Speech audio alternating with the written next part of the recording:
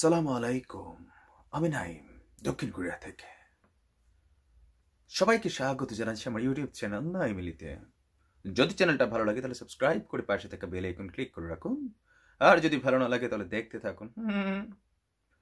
कहती है अगर किसी चीज को तुम दिल से मांगो तो पूरी कायनात उसे तुमसे मिलाने की कोशिश करती है। पिक्चर अभी भी बाकी है मेरे दोस्त। সামান্য মিমিক্রিসি করার চেষ্টা ছিল। এটা হচ্ছে আমার খুবই পছন্দের একজন অভিনেতা শাহরুখ খানের। চোখে কালো চশমা, আছে কিছু তথ্য, চোখে চোখ রেখে কথা বলে সাহস নেই, সেই কারণে কালো চশমা। তো এজ এ পুরুষ পুরুষ জাতি বড়ই অবলা জাতি। তো পুরুষ জাতি হিসাবে যখন আমাদের মিথিলা ভাবি, আপাতত বৌদি তিনি, তো মিথিলা ভাবি থেকে যখন বৌদি হলেন, তো সৃজিত দাদার জন্য আমার কোথাও না কোথাও একটু মনে একটু খারাপ লাগছিল যে অনেক স্মার্ট, অনেক তারপর হচ্ছে খুব বিখ্যাত একজন মানুষ। আপনার সৃজিত মুখার্জিকে অনেকে তো চিনেন না, তার বেশ কয়েকটা কিন্তু কি বলে যে ভাইরাল সিনেমা আছে বা খুব অথেন্টিক টাইপের সিনেমা আছে। এটা অনেক ব্যবসা সফল ছবি, একজন হিউজ এবং বিগ ডিরেক্টর।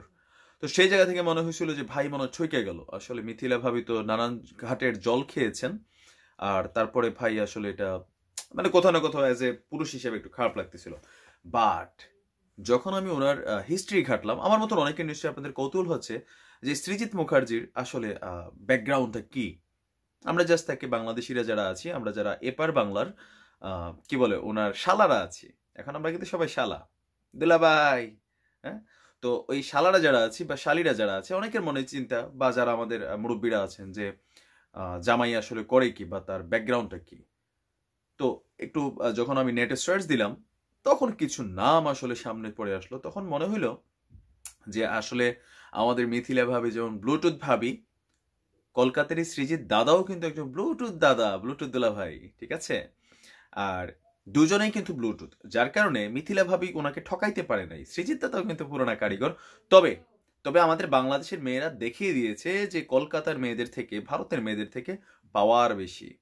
চ্যালেঞ্জ ছুড়ে দিয়েছিলেন অতীতে একজন আমাদের সবার প্রিয় মুখ, খুবই কি বলে যে পছন্দের একজন অভিনেত্রী জয়া আহসান।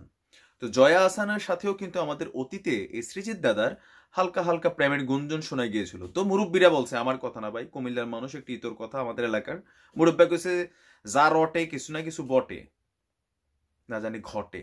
যাই হোক, তো আমাদের বাংলাদেশেরই একজন অভিনেত্রী জয়া আহসানের সাথে সৃজিত মুখার্জির একটা কুটুস সম্পর্ক ছিল।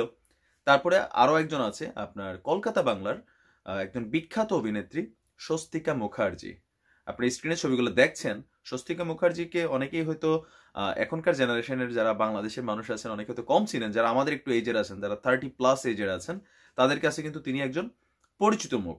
ছোটবেলায় অনেক ছবি নিশ্চয়ই অনেকেই দেখেছেন, কারণ আমাদের সময় আমরা বিটিভি কম বেশি না দেখা আমরা কিন্তু কলকাতার চ্যানেলগুলো বেশি দেখতাম।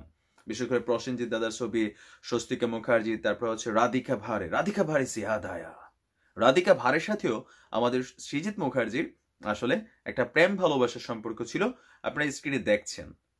আবার এপার বাংলা শালাদের বদনাম করবেন না, অনেকে আছেন বলবেন যে ভাই আপনারা এগুলা এডিটিং করা যায় না। এটা এডিটিং এর বিষয় না, যারা একটু পেছনে তথ্য ব্যাকগ্রাউন্ড জানেন সেখান থেকে আপনারা এগুলো শতভাগ শিওর হইতে পারবেন যে সৃজিত মুখার্জি একজন এলিজিবল ব্যাচেলর বলা হতো।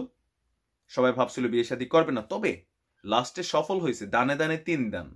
তবে 3 দানের থেকে 4 দানে যাইয়া আমাদের সৃজিত দাদার জন্য আসলে এই মিথিলা ভাবি কপালে জুটছে। আমাদের জিজু, সৃজিত জিজু আসলে বিভিন্ন ঘাটের জল খেয়ে অবশেষে আমাদের বাংলার জলে এসে তিনি শান্তি খুঁজে পেয়েছেন, একদিকে ভালো। তবে আমার লাস্ট কয়েকটা ভিডিওতে আমি দেখেছি যে এই মিথিলা ভাবির সাপোর্টিং এ বিশাল একটা শ্রেণী কিন্তু বাংলাদেশে আছেন। তাদের মধ্যে আসলে এখন ইউটিউবের আইডি তো নামের সাথে আসলে কাজের মিললে অরিজিনালি কিনা ডুপ্লিকেট জানি না, বাট মেয়েদের অনেকটা আইডিয়া আছে। আমি দেখলাম যে আমাদের বাংলাদেশের আমারে বললো যে আপনি কেন এই বিষয়টা নিয়ে এত কথা বলেন, আপনার সমস্যা কি। তো আমি একটু আশ্চর্য হয়েছি এই জায়গাতে যে তাদের নামগুলো দেখলে মনে হয় মুসলমান, আবার নামগুলো দেখলে মনে হয় হিন্দু। এখন যারা হিন্দু ভাই আছেন, আমার আপনাদের সম্পর্কে কোনো অ্যালার্জি নেই, কারণ হচ্ছে যে আমি হিন্দু ধর্মকে খুব ভালোভাবে স্টাডি করি নাই, রিসার্চ করি নাই যে আমি এটা সম্পর্কে কোনো কথা বলবো।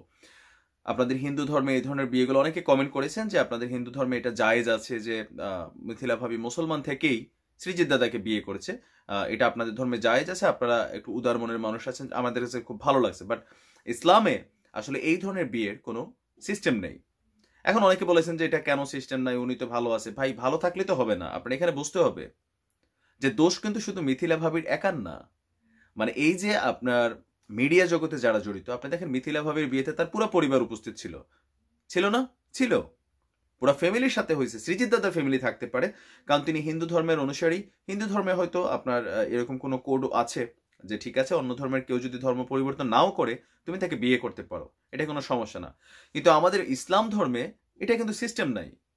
এখন তাদের ব্যাপারে আপনি দেখেন কয়জন মাওলানা বা কয়জন ফতোয়াবাজ যারা প্রতিনিয়ত বিভিন্ন সময় বিভিন্ন কিছুতে রেস্ট্রিকশন লাগায়, নানান বিষয়ে তারা যখন আপনার মানববন্ধন করে, আন্দোলন করে, হ্যাঁ, বড় বড় যারা সম্মানিত আলেম আছেন তাদেরকে নিয়ে কটূক্তি করে, কাফের ফতুয়া দে, এই দে সেই দে, ওইটাতে আপনার ওই যে কি কয় ধান্দাতে লাগে, তো সেই কারণে এটা করে। কিন্তু এই ধরনের মানুষগুলা আপনার মিথিলার ফ্যামিলি, আমি যেটা যেহেতু আমাদের বাংলাদেশের, ওনাকে নিয়ে আমার কথা বলার অধিকার আছে। আমি সৃজিত দাদার প্রতি আসলে আমার কোনো রাগ নেই, কারণ একটাই কারণ যে দোষ আমাদের ভাবির। এখন সৃজিত দাদার উদার মন ছিল যে তিনি তাকে অ্যাকসেপ্ট করে নিছেন। এখন কতদিনের জন্য সেটা আমি জানি না, বাট নিছেন। ইভেন একটা জিনিস ভালো লাগছে যে আইডিয়াকে নিয়েও তিনি কয়েকটা ছবি তুলেছেন, আমরা দেখছি বিয়ের যে ভিডিওগুলোতে ছিল।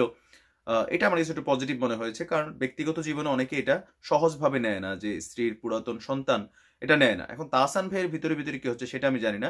তাহসান ভাই আবার বিয়ে করলে বোঝা যাবে যে নতুন ভাবি যিনি হবেন তিনি আইডিয়াকে আসলে কতটুকু ইজিলি অ্যাকসেপ্ট করেন। বাট আমরা যারা বাংলাদেশি আছি, আমরা কেন কথা বলি ভাই? একটা কথা হচ্ছে কি, আমরা এমনিতে মিয়া খলিফারে মাঝে মাঝে সার্চ দিই গুগলে, এটা সমস্যা নাই।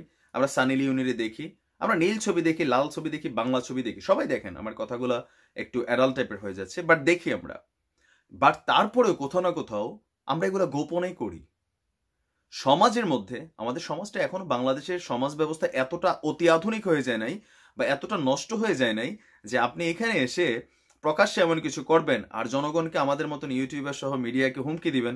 আর আমাদের যে পাঁচাটা মিডিয়ার একটা অংশ আছে, তারা ধরেন যে ওই বলিউডের কোন নায়িকা কোন কালারের হাগু করছে এটা তাদের খবরে আসে, কিন্তু বাংলাদেশে হাজার হাজার খবর তাদের, ওই যে আমি দেখছি, আপনার নাম বললাম না, নাম বললে আবার চাকরি থাকবে না, আপনি দেখেন এইসব পত্রিকার খবর যে কোন এলাকায় কোন কুত্তায় বাচ্চা দিছে, কোনটা কোন নায়িকার কোন হাগু হইছে, হ্যাঁ, কার সাথে ইয়া হইছে, এগুলো সম্পর্কে তারা খুব আপডেট করে, কিন্তু আমাদের দেশের ভিতরের আপডেট করে না। যদি কোথাও কোনো ঘটনায় একজন দাড়ি টুপিওয়ালা মানুষ পায়, তাইলে হয়েছে। আমাদের মিডিয়া খুব মাশাল্লাহ আপনার এই ব্যাপারে অ্যাক্টিভ আছে। তো এই কারণে আজকে মিডিয়ারও দুরবস্থা আপনারা দেখছেন। এসিটিভির অফিসে সাংবাদিকরাই তালা লাগাই দিছে, এটারও কারণ আছে।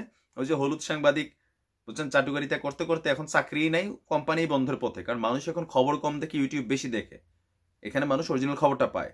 তো এই কারণে আমাদের সমাজটাতে এখনো আমরা হয়তো গোপনে অনেক ফাইজলামি করি, নষ্টামি করি। মিথিলা আপা যেটা করছে এটা গোপনীয় ছিল, বাট যখন এটা ফেসবুকে আসছে তখন তিনি এটার জন্য সরি বলা উচিত ছিল। বাট তিনি আসলে মানে সমাজকে আঙ্গুল দেখাইছেন যে আমাদের ব্যাপারে আইনি ব্যবস্থা নেবেন, তাই না? এটার ব্যাপারে অনেকে প্রতিবাদ করছেন।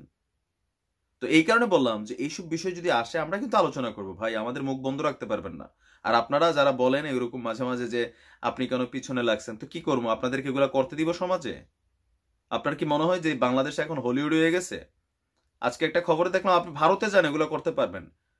ভাই আমি কোড দিয়ে বলছি, প্রয়োজনে যারা চান আমি খবরের লিঙ্ক দিব, যে আজকে আমি দেখছি হায়দ্রাবাদের না জানি তেলেগুর হাইকোর্টে আপনার বিবাহের আগে লিভ টুগেদারের জন্য যে কোনো হোটেলে আপনার রুম বরাদ্দ করার জন্য একটা হাইকোর্টের রায় হয়েছে। কি জানি একটা হাইকোর্টের আপনার মানে কোনো একটা হোটেলকে বন্ধ করে দিয়েছিল ওইখানের একজন জেলা জাজ মনে হয়।